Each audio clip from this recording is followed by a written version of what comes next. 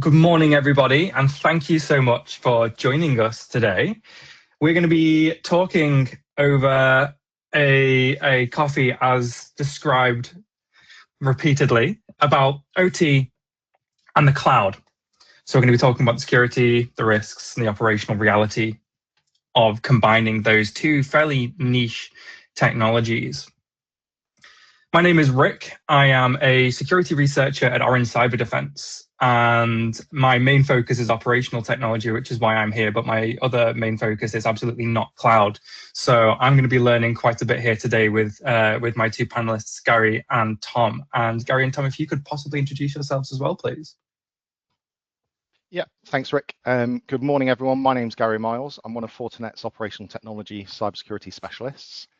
Very quick high-level background. I come from a defence background, so I served in an intelligence role with the British Army for 17 years. In between that role and Fortinet, I worked for an NCSC assured consultancy. Lots of OT cybersecurity risk management type stuff, so 62443 cybersecurity management implementation, lots of CAF assessments and lots of COMA and OG86 type assessments. Quals-wise, 62443, NIST practitioner, and then chartered for cybersecurity governance and risk management. Thank you for attending. Over to you, Tom. Yep, thank you, Gary. My name is Tom Westenberg. I'm a sales engineer with Nozomi Networks.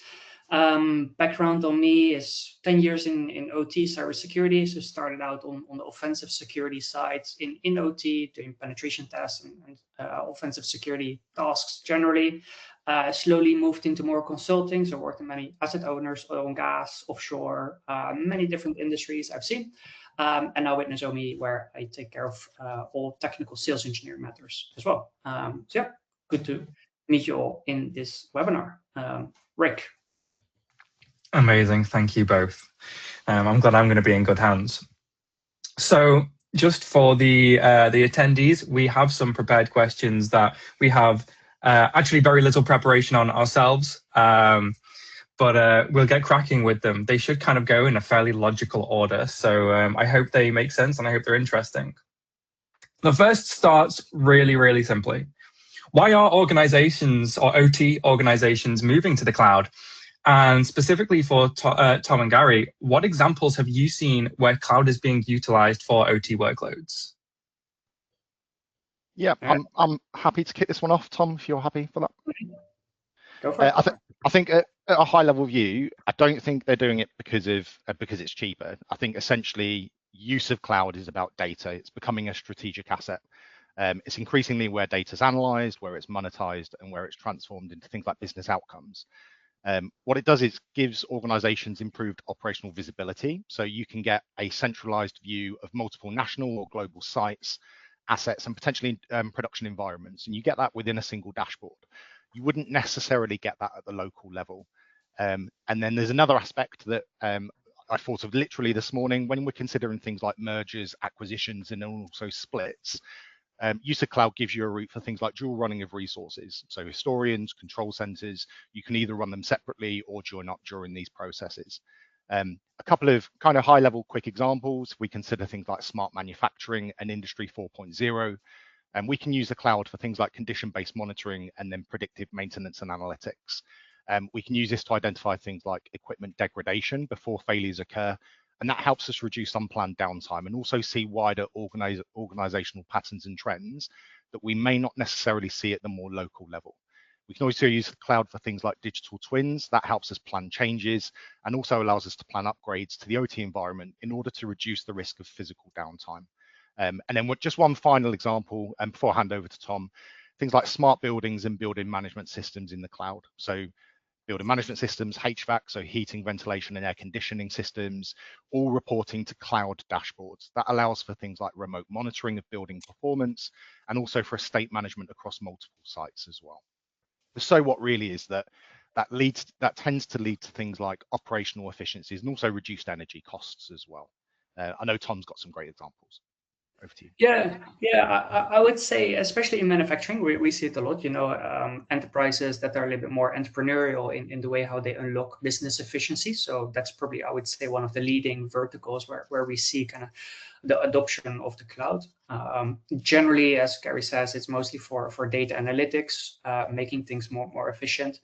but also in the more legacy CNI organizations like water, gas, energy, we are seeing the shift towards the cloud. Initially, it kind of goes through natural phases where a first phase is really taking telemetry to for example, measure, okay, what's the gas demand on the UK power grid, or energy demand on the UK power grid. But slowly, we also see that's more going to driving the process. So actually moving the SCADA or the energy management system into cloud-based solutions like Azure, GCP, AWS, and there's a few others as well. So yeah, I would say, especially in the UK sector that we know well, a lot of organizations are looking to use some form of cloud. The offer is quite interesting, removing legacy hardware cost, expensive data centers, being agile.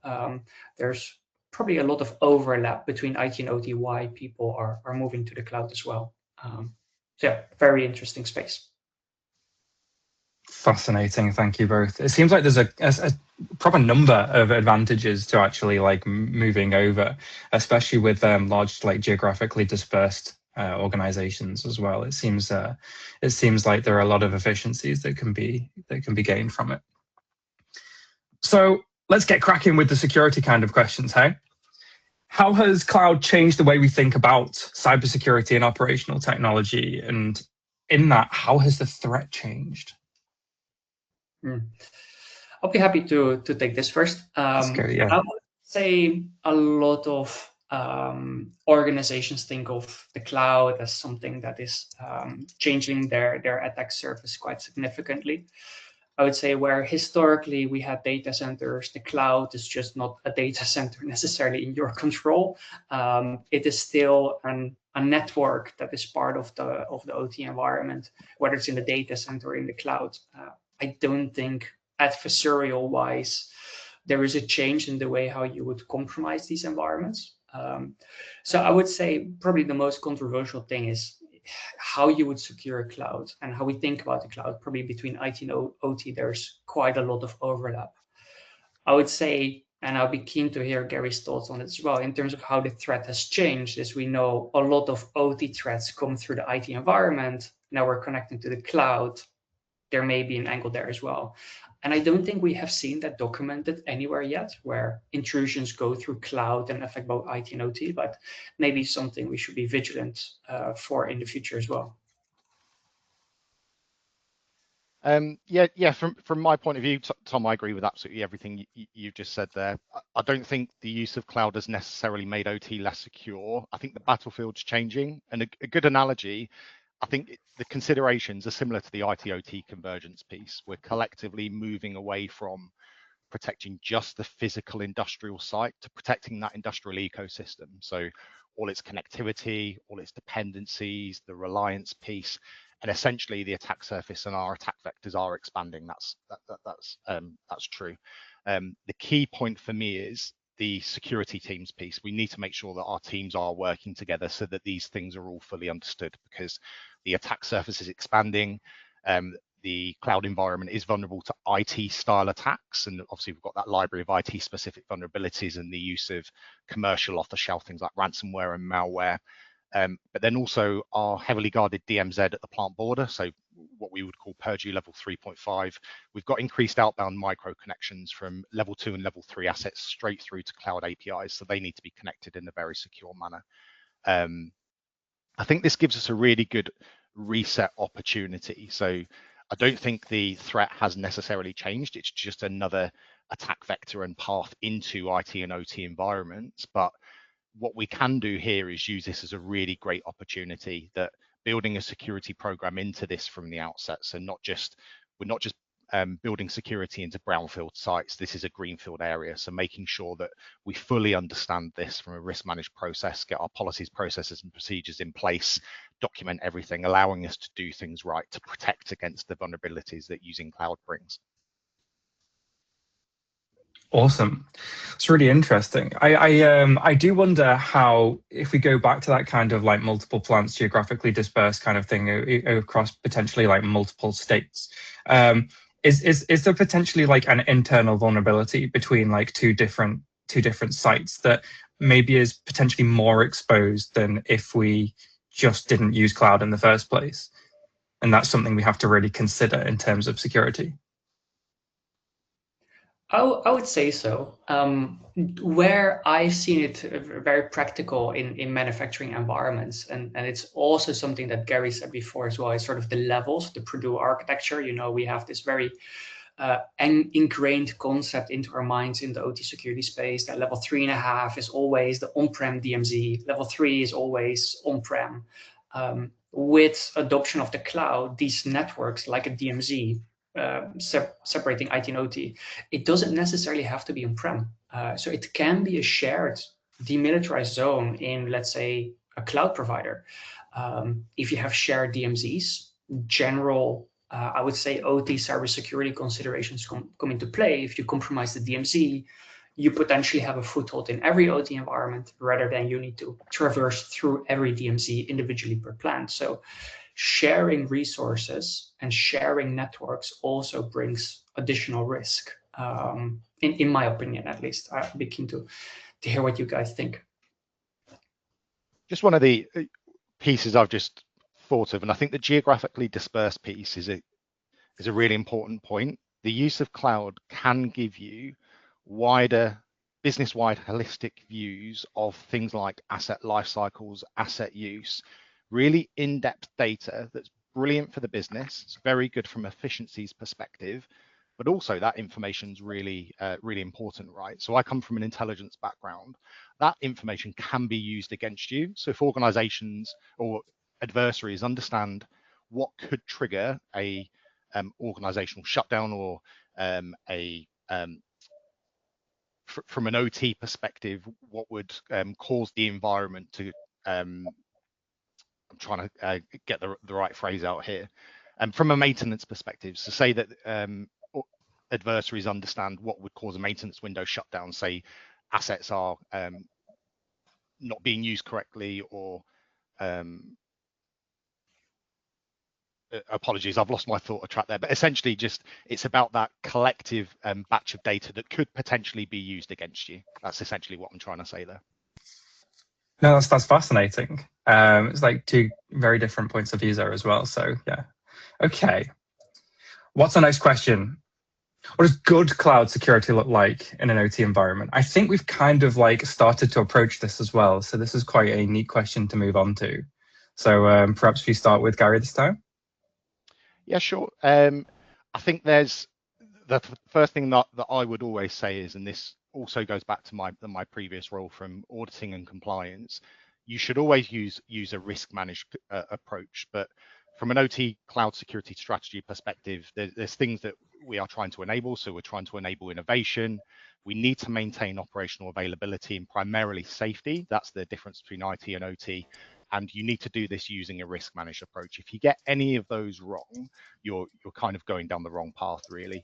The other key piece is making sure that we don't just focus on just technological solutions. That people, process, and technology solution triad is really, really important. I see lots of organizations rushing innovation programs or digitization programs without having the fundamentals and the basics in place. So use that risk managed approach, make sure you've got the right people with the right knowledge, the right supporting policies, processes, and procedures, and then also the right technologies. When I go onto sites with clients, there are some really key common issues that organizations and OT organizations in particular have. So understanding from an OT asset owners or operators perspective, what you have within your network. So visibility, effective segmentation, making sure you've got the right controls, making sure that you've got the ability to detect malicious activity and respond and recover in a timely manner. For me, they're all fundamental basic security principles. And for those that understand the CAF, the UK Cyber Assessment Framework, or the NIST Cybersecurity Framework, they're all similar because they work. So if you follow that kind of pathway and journey from a risk managed approach, I think you'll get there in the right way. But that kind of, for me, underlines everything. So risk managed approach using key concepts like zero trust access. So don't give implicit trust simply because they're on the corporate network, making sure that every user, device, application, and connection is authenticated, verified, and monitored. MFA, effective segmentation, secure remote access, and then continuous monitoring and threat detection. All your normal basic principles from my perspective. Oh. That was very comprehensive. Go on, sorry, Tom. Yeah, and I think the most important word that I think you'll see over the next decade or so is the word appropriate risk mitigations. It needs to be appropriate to the context of the organization that you're looking to secure, right? So, in many questions, and end users that I speak to, they say, how good is good enough, or what is good enough? And the question is always, well, it depends. And it's a really crappy answer to give, but ultimately that's kind of where we're ending up. So in terms of the basics, when you look at CUF or when you look at 62443, probably, specifically as we're talking about the cloud security topic today, they don't have the word cloud in it, probably in the proportion of how we're seeing the adoption as well. So 62443, the CUF, they just talk about secure your networks, have a risk management plan, be able to respond to incidents, kind of the normal basic hygiene. And I think that's mostly just the same that we're following with the adoption of cloud in OT environments. The only thing that I would look out for operating a cloud platform as an end user in the past is just look at good cloud security practices as well for inspiration. The cloud gives us a lot of technical runway to implement monitoring. It's not like we have legacy stuff and old kit that we can secure on the shop floor. You know, the cloud is relatively easy to build monitoring solutions, and especially from a technical place. So it's just use it, understand what is the risk that an organization is facing, and protect yourself appropriately, really. But yeah, I think there's a lot of overlap between IT and OT, cloud security specifically. It seems very much like protect your OT with good OT security controls and protect your cloud with good cloud security controls, and make sure that interconnection is done well. Tom, I actually wanted to kind of follow up with the kind of like the appropriate security controls, especially when you then related that to like CAF and 62443. Would we consider then CAF and 62443 as the absolute baseline for everyone? Or I mean, 62443 is fairly flexible with the security target levels. Like, is that the baseline, and then more appropriate for more high risk organizations would be more than that, or are CAF and 62443 perhaps kind of middle ground, or even the pinnacle of what should be aimed for? I mean, it's quite idealistic if you look at 62443, right? It's hundreds and hundreds of pages for asset owners, system integrators, product vendors, even organizations like yourself. So 62443 is, of course, a very broad term, but it does have a lot of, I would say, good inspiration for asset owners to look at. Okay, how is the security levels laid out? What sort of security controls does best practice? And 62443 is written by some of the largest energy, oil and gas organizations, international bodies. So it has a lot of, I would say, technical expertise behind it as well. If we look at specifically the baseline for UK CNI organizations, it's really the CUF. The cyber assessment framework. So that's the indicators of good practice. What should you be able to do as a UK CNI organization to demonstrate what is the minimum baseline, right? So I would look as a minimum baseline at CUF. If you want to do a little bit more, probably venture into the 62443 world. Awesome. Thank you for that. Okay, I'm conscious of time because we wanted to leave time for questions and answers, and we've got some questions to go through. So how do organizations balance availability, performance, security, and more importantly, regulatory requirements? Yeah, I'm happy to get this one off. Go on, Gary. From my perspective, I think the organization's getting cloud OT right. They're not just putting everything in the cloud. So they haven't, and I have seen this before, organizations that have said, right, we've got a cloud first approach, and you scratch the surface and you ask why, and there's no rationale or reasoning behind it. It's the latest things to do. So the organizations that are absolutely doing this right are those that are carefully deciding what stays on site, what moves to the cloud, and how those environments are securely connected. And there's a really, really great quote that I like, that from a compliance and regulations perspective, you can be compliant but not secure, but being secure usually results in you being compliant. So again, it's taking that risk managed approach. Inevitably, within businesses, teams are going to come together. So the IT teams, the OT teams, if you have a cloud team, the cybersecurity teams, it's like the convergence piece from a security perspective. And the issue is all these different departments and entities and people, they've all got different priorities. And I think having the right people in the right room at the right time, in order to develop a greater level of understanding that although in IT confidentiality is often the priority, so GDPR and 27001 within the UK, understanding and sharing knowledge around in OT safety and availability coming first. And then when we incorporate cloud, making sure that that strategy protects operations without introducing unacceptable risk or downtime using that risk-based approach. And then also organizations making sure that they keep those critical control functions at the local level. So our time critical systems, our safety systems, you should never lose the ability to operate those if you are using cloud. No. Yeah, I think it's exactly right. I think on availability, performance, and security, I don't generally see there's a balance. You know, availability, yes, it can be made very available, of course, with different regions, moving things around. Performance, security, we can make it fast, we can make it secure. I would say mostly on the regulatory requirements, we're seeing more and more end users also ask for UK hosting. The big S word, that's not security, but sovereign, is being named quite a few times as well. So that's probably more where the industry is going. Of course, Brexit, the world is not getting a friendlier place as well. A lot of people pull their data, their hosting to the UK, whether regulatory requirements enforce it or just out of their own kind of appropriate security measures as well. Perfect. Yeah, that sovereignty piece is definitely becoming something that I'm hearing much more about as well. Gary, just moving back to a second, I just wanted to kind of like clarify where you were kind of saying this kind of careful approach. Is that almost incremental, like doing things bit by bit and doing part at a time, rather than kind of implementing too much that you can handle straight away? Is that what you kind of meant in a general sense? Yeah, absolutely. I think having the basics in place, so don't rush these decisions, because obviously they're big decisions, right? And they can introduce huge risks and vulnerabilities if not done in the right way. So I'm a firm believer in getting the basics right and having the foundations in place. So if you are going to go down this path, understand why you're doing it. So what are the business drivers?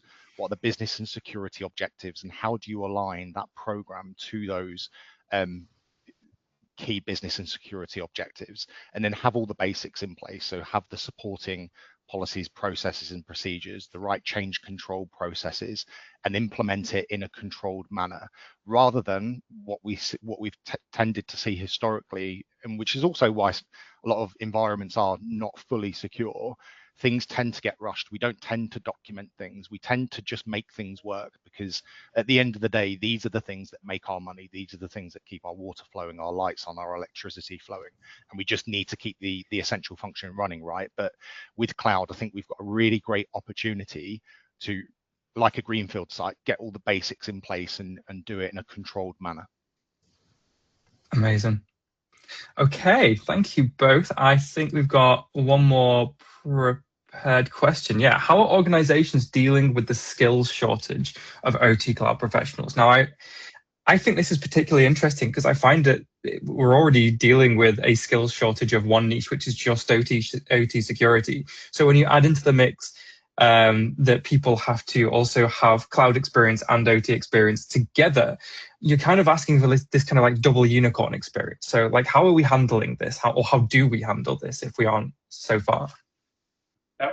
Yeah, I think from my perspective, we work on a lot of projects where we are building monitoring solution, obviously through on-prem cloud platforms. The main way how organizations are dealing is just effectively build multi-skilled teams, right? So a cloud security specialist working with an architect, working with an OT security engineer, or network engineer. So more collaboration in IT and OT organizations. And in many cases, the cloud is purely controlled by an IT team as well. So sort of those silos that maybe historically have been between IT and OT are disappearing simply because of the collaboration on the tech, and that kind of brings the teams together. OT teams are becoming more smart and putting demands on the business to put in these smarter solutions, and IT and OT collaborate in installing and unlocking the business value of it. But as you say, Rick, it's more hunting for unicorns that don't generally exist, right? It's pretty a pretty green field. Yeah, I don't know how you think about this, Gary. Yeah, exactly the same. I think if you look back, it wasn't that long ago that our OT engineers, our floor operators, and the cybersecurity teams were very separate, and those worlds didn't really mix that well. But now we've got OT professionals that are also cybersecurity professionals, right? It's just the nature of the way that things have changed, whether that's driven by the business or the regulatory landscape. So things are changing, and I think we're going through another version of that with cloud coming in. And it's similar again to that IT/OT convergence piece. Having these multidisciplined, multi-skilled teams within businesses done through internal upskilling, right? There's lots of experiences available, lots of knowledge that can be shared and lessons that can be learned across the community. So I think what's key is internally within our organizations, we break down those internal silos, but then also at a national and a global level, we try not to operate in silos either. So we share common knowledge and best practice so that we create that holistic, secure community. And there's lots of things like universities out there, industry groups, our UK NCSC community of interest. So joining these academic and educational type groups really helps from that knowledge transfer and best practice sharing view piece from my perspective. But again, I like the phrase unicorns because having someone that can do absolutely everything, they don't exist. But where we do have them, we can operate remotely, right, in some cases. So things have changed. We don't always need people to go just onto site. We can actually operate remotely, and that's where cloud comes in as well, right? Absolutely. Yeah, that kind of that remote skills benefit from cloud is clearly quite useful. I picked up on something very specific that Tom said, where it's bringing IT and OT teams together. And historically, we've had quite cultural clashes between IT and OT teams, and it's been kind of like a social sciencey aspect of looking at OT security in academia for a while as a recovering academic myself. And I feel like if cloud is the thing to bring IT and OT teams together, that's a huge cultural win. And it could even just be like a cultural bonus as well as all of the technological and efficiency ones. Fantastic. Okay, I think it might be time for questions and answers if anyone has asked any in the chat. Cool. So we have a question so far that is, does this mean SOC teams will soon be expected to monitor OT endpoints? Ooh. From our experience, it's already happening, right? So in some cases, there are modern OT platforms that are more, I would say, modern. So for example, looking at FortiEDR is absolutely something we come across, especially where our company Nozomi focuses more on the OT legacy side. So if you have Windows 7 or in some cases older, that's where we develop agents as well. I think from our perspective, we've been doing this for a number of years, but actually this year, last year, kind of you see large deployments where we're monitoring the OT endpoint. So absolutely, it's already here. It's not coming. Yeah, and to echo every point that Tom's just stated there. For me, this is about business resilience. So can an organization detect and track a malicious or non-malicious inside or external entity adversary across their entire organization, right? Because we know that IT is used as a key threat vector, but absolutely OT endpoints have to be monitored. So having that single pane of glass view, that holistic picture to be able to monitor what's going on is absolutely crucial. As we know, the adversary, they hide in the gaps, right? Whether that's gaps in our people, gaps in our technological solutions, or gaps in our processes, they will find them and they will hide in those gaps. So any blind spots that we've got, any areas that aren't monitored. And that's where I think I've seen also a bit of a change with organizations going less for best of breed point products that don't necessarily always talk to each other, to potentially platform type approaches. And I think the regulations piece is trying to drive that, so you've got that full complete picture, single pane of glass view to detect early and limit the impact. And OT endpoints is part of that. Absolutely. It's really interesting to see the developments over the past few years of the ability to begin like getting agents on OT endpoints, like very specific, like PLCs and things like that. It's something that more than a couple of years ago would have seen complete science fiction.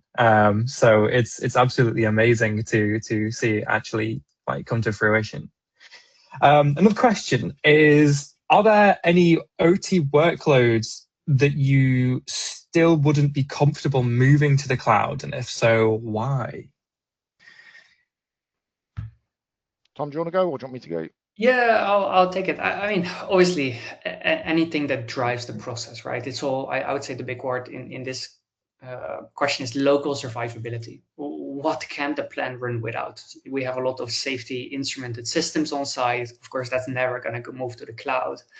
There are some projects where we have the soft PLCs, so basically an IT system or Windows Linux that runs PLC logic in the cloud, but local survivability is not generally there. So I wouldn't be comfortable as an asset owner myself moving those workloads to the cloud. It's mainly data analytics, or if you have, for example, a control room in the cloud, but also a backup control room on-prem, for example. That's mainly, I think, where the industry is going. Yeah, I completely agree with that. For me, cloud first doesn't mean cloud everything. As an example, the cloud is a great place to monitor and analyze a pump, but probably not the best place to stop a pump in an emergency. So it's all about effective risk management and maintaining the essential function in a safe and secure manner. And I think retaining local control as a fail-safe is absolutely crucial. I don't think anyone would argue against that. No, and it's also mapping out all the systems. In some cases, we talk about this red button, right? What button can you press and the plant keeps running? If we look at some of the pipeline attacks in the US, the billing system was actually pretty critical. You can't run a pipeline without a billing system. So more of sort of mapping all these things out naturally for your adoption to cloud also makes you more resilient as well. It's kind of, Gary was talking earlier about sort of the good basics, right? Having the basis in use, know what you have, what can't you run without, and yeah, is really, really key to how organizations move into the cloud. And I think that bit's really important, Tom. The common issue that I tend to see is understanding dependencies. So what is required within your OT environment that's needed for that environment to continue operating, and things like manufacturing execution systems, the billing system for the pipeline attack in the States. Understanding those dependencies and then having business continuity and disaster recovery programs in place in the event of these things failing, whether that's a manual process. So on a ship, if your radar system, telescope system fails, having binoculars and using the Mark 1 eyeballs, an example, or pen and paper. It seems very simple, but having a plan should X fail and understanding what the second and third order effects are of that dependency failing. How do you continue the essential function? That's absolutely crucial.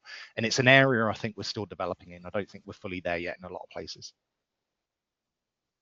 I think that's a fascinating trajectory for that conversation of essentially like don't move your process, the actual process control to the cloud, and then going from there. It's almost kind of like an incident response play. It's understanding the dependencies when you do move things to the cloud as well, which is really interesting because we have finally cracked the case. OT cloud is in fact not someone else's PLC. So Another question is what are the first steps, or the first security steps specifically, for an organization choosing to move their OT infra or OT to the cloud? Shall I take this, Tom? Yeah, go for it. I think the first steps, there's many ways of tackling this, but I think we've already covered a lot of the good practices. So firstly, use a risk managed approach. That's the key piece that I will always say time and time again, because I don't think organizations, there's many examples where that hasn't been followed, where it results in organizations not understanding the threats to that new environment, new system, new network, not understanding the vulnerabilities, all the consequences, and then effectively not having the right controls. But alongside that risk managed approach is understanding why you're doing it. So not just because it's the latest shiny technology or because everyone else is doing it, so we might as well do it. Have a real business driver and make it an enabler, right? So make it work for your business and do it in a safe and secure manner using that risk managed approach. That's, for me, at a high level, they're the things that are really important. Yeah, I would say, to be honest, there's not much to add to. I think one of the main things is really understand why you're doing it, but also if you're specifically when you're building cybersecurity solutions, right? The number of times we have seen a monitoring solution, doesn't matter what the vendor is, but making sure that the triggers work as you think it is. If you have a good overview of the TTP that you are protecting yourself against, doing things like adversary simulation. This is mainly on the technical side, but that's really what kind of helps moving to the cloud more comfortable and with some assurance and trust but verify is the main concept. There's one more thing I'd like to add, if I'm allowed to, and it's Please do. I'm sure it's something everyone would agree on. Document everything. So as you're going through that process, create documentation rather than trying to do it retrospectively, because it's such a pain and it's so difficult. So understand and document your assets, those data flows, your connections, why things are involved, why that data is moving. Have everything documented, all your diagrams, everything that you need, your crown jewels, the business impact, everything along those lines. That's just one final point I wanted to add on, because I know it gets missed a lot of the time. Documentation. So this isn't all about like having fun and playing with tech and computers. It's not great. I think we have time for one more question, and we've got one here. How do you feel about legacy systems being moved to the cloud due to lack of available hardware? Mostly those systems aren't secure by design. Is this something that you come across regularly?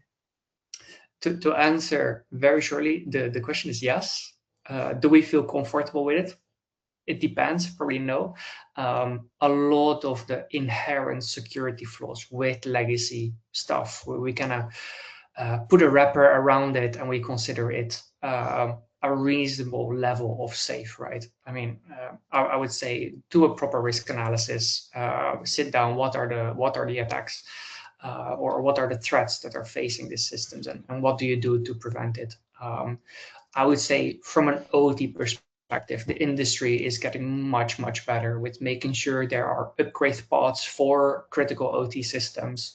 We have the Cyber Resilience Act in Europe that is giving us some nice favors, or doing us some good favors as well. Vendors need to provide update paths, upgrade patches. It's all a legal requirement in the distant future. So I think we may go over this last hurdle to get everything on, let's say, Windows 10, Windows 11, where possible, or an other kind of semi-recent-ish solutions. And then I think it's mainly a discussion of the past. Yeah, it's very positive. And for me, I agree with everything that Tom's just said. I think the cloud gives you additional tools and options that you may not necessarily be able to use on site in these old legacy environments. But other than that, nothing further to add. Okay. We have 3 minutes left, and we've been averaging about 5-6 minutes per question. So I daren't go any further and respect the time of our wonderful attendees. Would you both like to add any last burning statement? Maybe like take up to a minute. Oh, that's a fastball. It's no pressure. If you don't have anything that you want to immediately say or something super important, don't worry about it. I just wanted to offer you the opportunity. No, I think there's been a lot of good guidance in this last 40 minutes or so. I would say appropriate risk mitigations is probably the main one to end on. Sit down, take inventory of what you have. What are you up against? We come across many asset owners that try to engineer the golden plated solution. In some cases, we know, and probably Rick, you know this from your research, adversarials use the least capability as they can get away with. So as long as you're not low-hanging fruit, listen to what NCSC say in the UK. I think we should be pretty good. Fantastic. Thank you.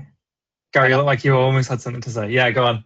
Yeah, I'm trying to word this correctly. I think communication is key. I think there's lots of issues globally, not just in cybersecurity, not just in cloud, that are caused by ineffective communication, teams not working together. And I think if we can nail that, getting the right people in the room, getting the right teams working together, both internally and externally, I think we'll be in a much better place. But a lot of the issues that I see come down to ineffective communication. But just to amplify Tom's point again there, please use a risk managed approach. That's the underlying principle that has to be followed. Amazing. Yeah. Brilliant. I think that was a really good note to end on. A quick thank you. And also next week, I believe, yes, it is, same time next week, we have emerging cyber technologies in OT, what's real and what's next. We're undoubtedly going to be covering artificial intelligence and large language models, and maybe something to do with quantum as well. I think you can tell from how much fun we've had on this webinar that Orange Cyberdefense, Nozomi Networks, and Fortinet get on very well. So yeah, thank you very much, everybody, for attending. Thank you so much, Gary and Tom, for your time and expertise and your very wise words throughout this call and webinar. And yeah, thank you very much, everyone, for attending, and hopefully see you next week. Thank you.